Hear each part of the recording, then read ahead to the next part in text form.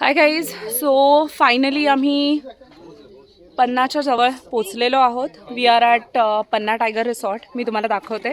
मागे एंट्रन्स आहे आणि हा ग्रुप आहे सध्या वेलकम ड्रिंक पिण्यात बिझी आहेत. बट वी रीच्ड अराउंड 5 वाजता पहाटे टू झासी. झासीवरनं आपण खजुराहोला गेलो. तिकडे साधारण 10:30पर्यंत पोचलो असो. 2 व्हेकल्स होत्या. एक तुम्ही माझ्या मागे बघू शकता, ही वाली, which was a tempo traveler, full AC and very comfortable honestly with a good drivers.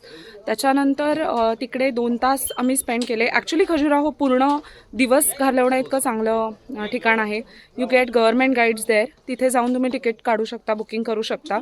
But आम्ही ते केलं नव्हतं कारण तेवढा वेळ नव्हता. सो आम्ही फक्त मेन देवळात गेलो. अतिशय उत्कृष्ट असं मूर्तिकाम तिथे आहे आणि खूप जुने आणि छान जपलेले अवशेष आहेत. बघण्यासारखी गोष्ट आहे. पूर्ण दिवस आरामात जाऊ शकतो.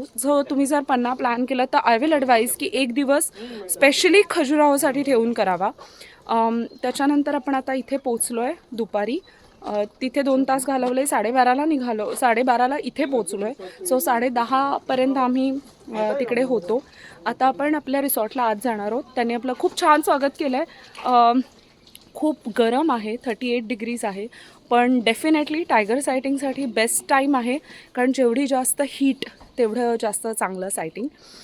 So I am really looking forward for that. आणि मी आणि निरंजन थांबला आहे माझ्यासाठी तो. सो आय थिंक निरंजन, तुला काय वाटतं कसं सायटिंग होणार आहे? काय कसं, what is your expectation in here? मॉर्निंगचा सायटिंगचा रिपोर्ट खूप चांगला आहे. ओके.